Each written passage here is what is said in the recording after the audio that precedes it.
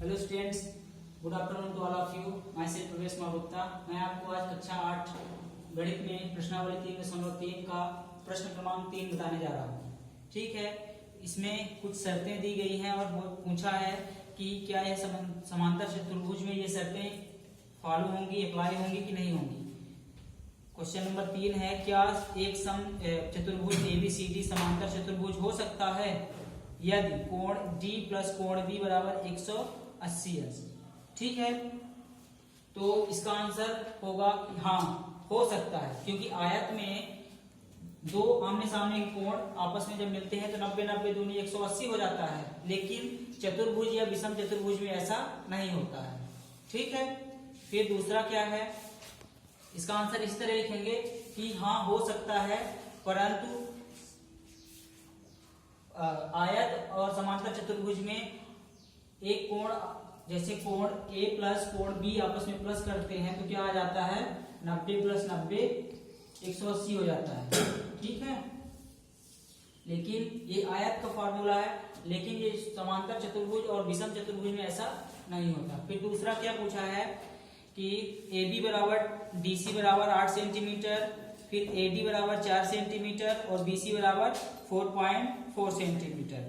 ठीक है, तो ये क्या बोलता है, इसमें क्या ये जो माप दिए गए हैं तो क्या ये समांतर चतुर्भुज हो सकता है। तो इसका आंसर क्या होगा, नहीं, क्योंकि एक समांतर चतुर्भुज में सम्मुख भुजाएं बराबर होती हैं, परंतु AD बराबर BC नहीं होता है। AD बराबर BC नहीं होता है। एक समांतर चतुर्भुज में क्या होता है, आमने सामने की भुजाएं बराबर होती है, लेकिन AD बराबर BC नहीं हो सकता है। ठीक है, फिर तीसरा नंबर देखिए, तीसरा क्या बोल रहा है, कोण A बराबर 70 डिग्री और कोण C बराबर 65 डिग्री। तो क्या यह एक समांतर चतुर्भुज हो सकता है। इसका आंसर लिखेंगे नहीं, क्योंकि एक समांतर चतुर्भुज में सम्मुख कोण बराबर होते हैं, परंतु कोण A बराबर कोण C नहीं होता है। कोण A बराबर कोण C नहीं होता है। ठीक है, ये रीजन भी लिखते जाएंगे। ठीक है, अब देखते हैं क्वेश्चन नंबर 4। अब देखते हैं क्वेश्चन नंबर 4। क्वेश्चन नंबर 4 बोला है कि एक चतुर्भुज की कच्ची आकृति खींचिए जो समांतर चतुर्भुज ना हो, परंतु जिसके दो सम्मुख कोण आपस में बराबर होते हैं। तो ऐसा हमें एक चतुर्भुज बताना है, ठीक है, जो समांतर चतुर्भुज न होते हुए भी उसके दो सम्मुख कोण आपस में बराबर हो। तो ऐसा चतुर्भुज क्या होता है, पतंग। पतंग की आकृति देखे होंगे आप, कैसे होता है, पतंग की आकृति ऐसे होती है। ठीक है, ठीक है, इसमें क्या होता है, ये AB C D E। ठीक है, इसमें क्या होता है, देखिए ये वाला कैसे होता है, ये आपस में यहाँ पास चतुर्भुज बनाना है, 4 कोण हमें चाहिए। ये क्या हो जाएगा, A B C और D। ठीक है, यहाँ पास देखिए ये आपस में बराबर होंगे, क्योंकि ये समांतर, जबकि ये समांतर चतुर्भुज नहीं है, फिर भी ये कोण ये आपस में बराबर होंगे। ठीक है, और दूसरा क्या होगा, ये वाला आपस में बराबर होगा। ठीक है, इसका उदाहरण क्या हो जाएगा, पतंग। ठीक है, ये समांतर चतुर्भुज नहीं है, फिर भी इसके दो सम्मुख भुजाएं आपस में बराबर होती हैं।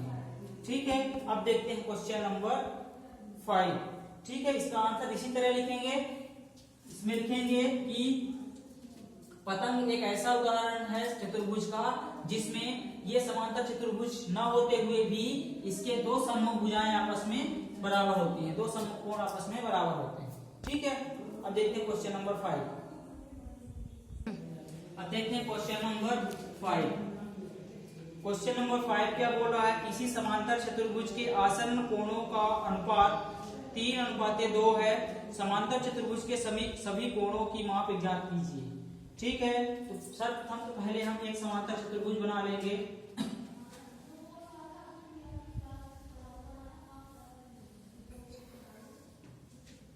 सपोज दैट ये एक समांतर चतुर्भुज है, A B C और ये D। ठीक है, और इसमें दो आसन्न कोणों का अनुपात क्या दिया गया है, 3:2। ठीक है, तो यहां लिखेंगे माना अनुपात x है। ठीक है, तो दो आसन्न कोण कौन कौन से मान लेते हैं, एक कोण ये और एक कोण ये मान लेंगे। ठीक है, इसका क्या दिया गया है 3 और इसका क्या दिया गया है 2। ठीक है, तो कोण A बराबर कितना हो जाएगा, अनुपात क्या माने हैं x, तो कोण A का क्या हो जाएगा 3x और कोण B बराबर क्या हो जाएगा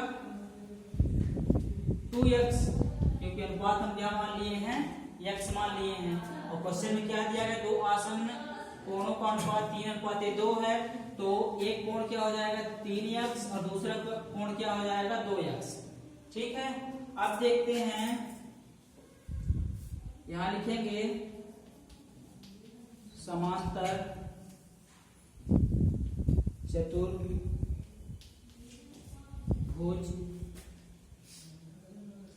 ABCD में। ठीक है, अब समांतर चतुर्भुज में क्या होते हैं कि सम्मुख कोण आपस में बराबर होते हैं, तो जो कोण A है इसके सम्मुख कोण क्या है कोण C है, तो ये भी क्या हो जाएगा 3 हो जाएगा। कोण B का सम्मुख कोण क्या है कोण D, तो ये भी क्या हो जाएगा 2 हो जाएगा। ठीक है, तो कोण A प्लस कोण C बराबर क्या हो जाएगा 180। क्यों, यहां रीजन में लिख देंगे कि दो आसन्न कोणों का योग क्या होता है 180 अंश होता है। ठीक है, फिर क्या होगा कोण B प्लस कोण D इक्वल टू क्या हो जाएगा 180। ठीक है, ये कोण B और कोण D आपस में सम्मुख है, इन दोनों का योग क्या हो जाएगा 180 अंश। ठीक है, इसमें भी रीजन में लिखेंगे कि दो आसन्न कोणों का योग क्या होता है 180 अंश होता है। ठीक है, अब करते हैं कोण A प्लस कोण B बराबर 180 अंश। यहां से देखिए कोण A बराबर कितना है 3x। ठीक है, और कोण B बराबर कितना है 2x, ये 2x हो गया बराबर 180 अंश, तो 180 अंश। ठीक है, 3 और 2 कितना हो जाएगा 5x बराबर 180 अंश, तो 180 अंश। ठीक है, यहां से देखिए x की वैल्यू हम निकालेंगे, तो x के गुणे में 5 है, जब ये बराबर किस पास जाएगा तो भाग में चला जाएगा, x बराबर क्या हो जाएगा 180/5।